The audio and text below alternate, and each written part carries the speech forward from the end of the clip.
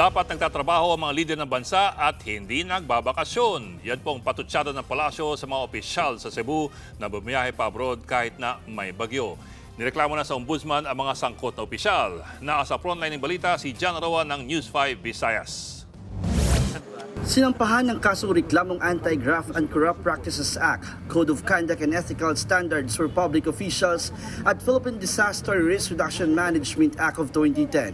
Ang ilang opisyal ng Cebu kabilang si Congressman Duke Frasco at 6 na mga alkalde ng probinsya. Catmon Mayor Arvis Monleon, San Francisco Mayor Alfredo Arquellano Jr., Tudela Mayor Griman Solante, Poro Mayor Edgar Rama, Pilar Mayor Manuel Santiago at Compostela Mayor Filijor. Ayon sa complainant na si Attorney Julito Anyura Jr., kung naroon lang sana ang mga opisyal bago ang kasagsagan ng Bagyong Tino, hindi raw sana ganito kataas ang bilang ng mga nasawi. Tayong mga constituents ay parang ginagago na ng mga local chief executives o ng mga government officials when they should have been leading us.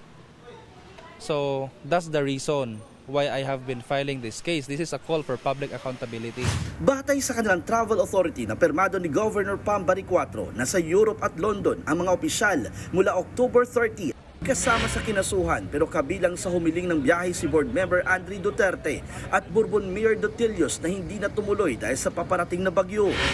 During sa bagyo, bisag sa mayura di gid matubag sa bagyo kay bisag sa pagmayura to yung makasagang sa bulog sa tubig ikan sa kabukiran. Giit naman ni Congressman Frasco, opisyal na trabaho ang kanyang biyahe bilang bahagi ng Philippine delegation sa World Travel Market sa London. Agad daw siyang bumalik nang mabalitaan ang pinsanang dulot ng bagyo. Ayon naman sa palasyo, kailangan ng mga lider ng bansa ay nagtatrabaho, hindi nagbabakasyon. So dapat ang trabaho ay para sa taong bayan. Kasi ang taong bayan umaasa po sa gobyerno, lalo na sa mga gintong klaseng sitwasyon at kondisyon. So hindi pwedeng sabihin lang na chill-chill lang palagi. Dahil dapat trabaho, hindi bakasyon. Dahil sa nangyaring ito sa Cebu, nagpulong kanina ang DPWH patungkol sa flood control master plan ng probinsya. Makikipagtulungan daw ang DPWH sa ICI, NIA, DENR at ibang ahensya para sa execution ng mga proyekto. Giit nila, integrated water resources management ang kailangan at hindi lang pagpapatayo ng mga flood control structure. Nagbabalita mula sa Frontline, John Roa, News 5, Visayas! Mga kapatid, Ed Lingaw po, maging maalam at may pakialam sa mga napapanahong balita sa ating bansa.